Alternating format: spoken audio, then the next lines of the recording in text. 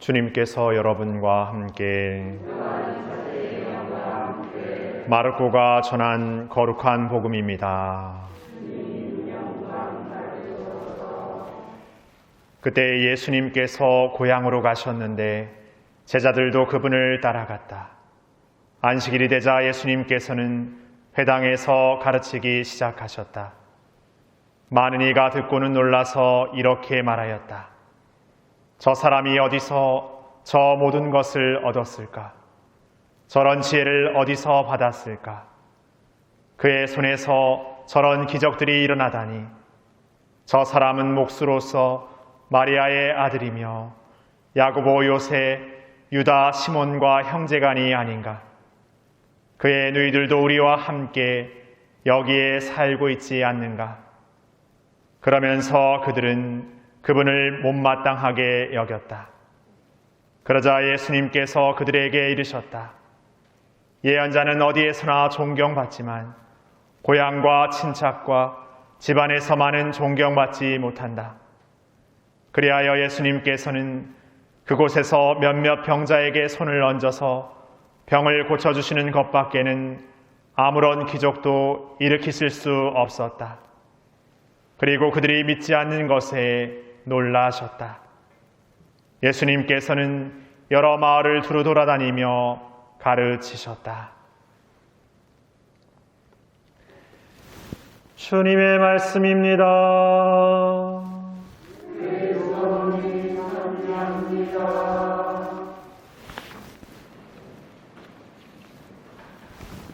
참 예수님, 하루 잘 보내셨습니까? 날씨가 좀 어제는 많이 좀 추운 듯 했는데 오늘은 굉장히 날씨가 참 좋은 하루였습니다. 날씨만큼만이라도 좋은 하루였으면 행복하겠다는 생각 해볼 때가 있는 것 같습니다.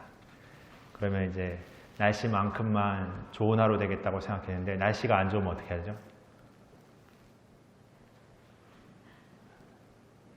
날씨보다 더 좋은 하루 되겠다. 끝까지 견뎌야 됩니다. 어떻게든 이렇게 더 이렇게 나아가야 되죠. 오늘 그런 얘기를 하고 싶습니다. 예수님께서 회당에서 이렇게 가르치십니다.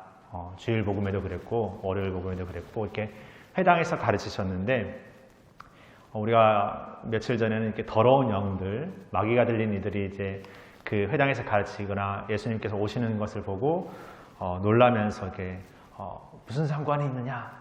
그리고 뭐 나는 누군지 당신이 누구신지 안다 이렇게 막 발버둥을 치죠. 그런 그들에게 예수님은 조용히 하라고 하고 나가라고 하고 이렇게 내쫓습니다. 근데 오늘 회당에서 가르치는 예수님의 모습에 여전히 사람들은 이렇게 놀람을 금치 못합니다. 근데 이 놀람은 조금 어딘가 모르게 뭔가 이렇게 그 안에 다른 생각이 이렇게 품고 있는 그 놀람을 우리가 알고 있습니다. 그렇기 때문에 예수님은 그들의 그런 마음에 이제 안타까워 하시죠. 오늘 예수님께서 드러내는 그 기적을 보고 사람들은 이렇게 생각을 골몰이 이렇게 생각합니다. 사실 골몰이 했다기보다 뭔가 심사숙고했다기보다 그냥 자신이 알고 있고 자신이 깨달아왔던 자신이 어떤 체험했던 거기 그냥 자신 안에 있는 것으로서 이렇게 평가 내리는 것이죠. 단정 내리는 것이죠. 그래서 저 사람이 저 모든 것을 어디서 얻었을까? 저런 지혜를 어디서 받았을까? 그의 손에서 저런 기적이 일어나다니 하면서 어딘가 모르게 시기하고 질투하고 뭔가 이렇게 비난하는 듯한 뭔가 끌어내리려는 듯한 그런 모습에 있습니다. 그래서 그들은 생각을 이렇게 정리하죠. 저 사람은 목수로서 마리아의 아들이면서 야고보, 요새, 유다, 시몬과 형제간이 아닌가? 그의 누이들도 우리와 함께 살고 있지 않은가? 그러면서 결론을 내립니다. 못마땅하게 여겼습니다. 못마땅하게 여겨야겠구나. 뭔가 끌어내려야 되겠구나. 뭔가 흠집 잡아야 되겠구나. 이렇게 결론을 내리죠. 이렇게 자신들만의 생각과 판단으로 갇혀있는 애들에게는 예수님은 놀라움이지만 그들 안에 예수님은 늘 자신 안에 있는 그런 부족함과 나약함을 오히려 이렇게 반발하는 뭔가 자신의 것을 정당하게 해서 상대방을 흠집내는 그런 모습으로 이렇게 드러내게 됩니다. 그래서 예수님을 통해서 시메온은 우리의 모든 그 마음에 있는 생각들이 드러날 것이라고 예언했기도 했습니다. 오늘 제1족서를 보면 훈육이라는 단어가 등장하는데 우리가 훈육받는다라는 것. 이 신앙에서 생각해 보자면 예수님 안에서 우리가 이 신앙인의 삶으로 새롭게 훈육되어지고 단련되어진다라는 것. 이는 앞서 예수님에게 드러나는 사람들의 태도처럼 내가 살아왔던 삶의 방식과 생각의 그 모든 것들이 예수님 안에서 어떤 의미에서 이렇게 저항을 느낍니다. 내가 생각했던 것과 다른 어떤 그 대상을 만나면서 느끼는 그런 저항인 것이죠. 그러면서 점점 내 생각의 것들을 합리화시키는 방향으로 굳어져 갈 것인지 아니면 그 새로움을 받아들이기 위해서 내 자신의 것을 끊임없이 내려놓을 것인지 우리가 그런 어떤 선택의 기로에 서 있다라고도 말해볼 수 있을 것 같습니다. 그리고 그 선택과 결단과 그 삶이라는 예수님 따름의 삶은 그냥 어느 순간 아니면 한 이례적인 삶을 통해서 그냥 이루어지고 그냥 결정되어지는 삶은 아닌 것 같습니다. 다시 말해서 인내해야 되고 뭔가 견뎌야 되고 어떤 의미에서는 이렇게 넘어서야 되는 삶인 것이죠. 그 안에 내 생각과 논리는 정당한지 그리고 우리는 정당하다고 여기지만 사실 거기에는 그냥 편협한 우리 입장에서의 정당함일 때가 훨씬 더 많습니다. 그리고 우리가 정답이라고 말하는 것 같지만 사실 인생에서 정답이라는 관점은 없습니다. 그렇다고 해서 그냥 아무렇게나 사는 게 인생의 답도 아닌 것이죠. 다시 말해 끊임없이 우리가 새로운 답을 하느님 안에서 찾아 나가는 것, 그것이 우리 신앙인의 삶의 모습이 아닐까 생각합니다. 오늘 우리는 예수님의 그 기적, 어쩌면 사람들이 놀라는 그 기적이라는 것에 주목할 수도 있을 것 같습니다. 예수님께서 일으키는 뭔가 놀라움의 것에 우리도 뭔가 이렇게 시선을 이렇게 둘 수 있습니다. 거기에 더 이렇게 관심을 둘 수 있습니다. 어쩌면 예수님 시대에 내가 예수님을 만난다면 예수님이 일으키는 어떤 그런 기적들에 나 역시도 뭔가 이렇게 관심을 두는 삶에 더 익숙할 수도 있을 것 같습니다. 뭔가 놀라지는 것, 뭔가 깜짝 놀랄 일들, 그런 것들에 더 마음을 둘 수 있는 것이죠. 그런데 오늘 예수님의 기적은 사람들의 어떤 그 믿지 못하는 마음, 그 불신의 마음으로 점점 작아져 갑니다. 그러니까 예수님의 기적이 중요한 것이 아니라 그 기적이 일어나는 동인이 더 중요한 것이죠. 다시 말해 예수님의 기적은 우리의 믿음 위에서 이루어지는 것입니다.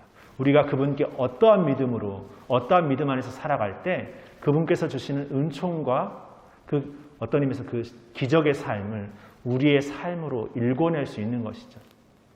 근데 우리가 기적을 살지 못하고 기적을 이뤄내지 못하는 것은 앞서 사람들의 모습처럼 내가 생각하는 계획과 정도 안에서 삶의 것들을 진단하고 판단하고 결정짓기 때문이 아닐까 생각합니다. 오늘 예수님과 사람들의 그 엇갈린 시선을 다시금 깊이 좀 이렇게 묵상해 봤으면 좋겠습니다. 사람들은 예수님이 일으키는 기적에 반신반의하면서 놀랍니다. 어떻게 저럴 수 있지? 저 사람은 어디서 저런 걸 얻었을지? 저 사람은 내가 아는 사람인데, 목수인데, 이 동네 사는 사람인데, 누구의 친척인데. 그러나 예수님은 반대로 그렇게 놀라지만 믿지 못하는 사람들, 그런 모습에 놀랍니다. 이 놀람은 그냥 뭔가 이렇게 깜짝 놀라는 놀람이 아니라 안타까움의 놀람이죠. 예수님은 바로 우리에게 오시면서 우리가 믿지 못하고 우리만의 길, 우리의 인간적 계획과 생각의 판단에 갇혀서 우리의 욕심에, 우리의 그런 어떤 어둠에 갇혀서 우리가 당신의 뜻을, 당신이 가르쳐주는 삶을 깨닫지 못하고 알지 못하는데 늘 안타까워하시는 마음으로 계십니다. 하지만 그분은 그런 우리를 그냥 안 되겠다, 이제는 끝이다 이렇게 포기해버리는 것이 아니라 끊임없이 우리에게 다시금 그리고 우리의 곁에 늘 새롭게 말씀하고 계시죠. 바로 오늘 우리가 그분의 뜻을 살고 그분의 삶을 살 수 있는 것은 바로 우리를 오늘도 새롭게 부르시는 그분께 우리 자신의 그 어떤 것이 아니라 우리가 그분께 대한 그 믿음을 청하는, 우리의 닫혀지고 굳어진 마음을 내려놓고 진정으로 그분의 목소리에 귀 기울일 수 있는 우리가 되기를 기도했으면 좋겠습니다. 오늘 복음하는 송은 이렇게 노래하고 있습니다. 주님이 말씀하신다. 내 양들은 내 목소리를 알아듣는다. 나는 그들을 알고 그들은 나를 따른다. 이렇게 우리의 목소리를 아시고 우리보다 우리를 더 잘 아시는 그분께 우리의 기도를 드리면서 오늘 새로운 은총의 삶을 청했으면 좋겠습니다. 잠시 묵상하시겠습니다.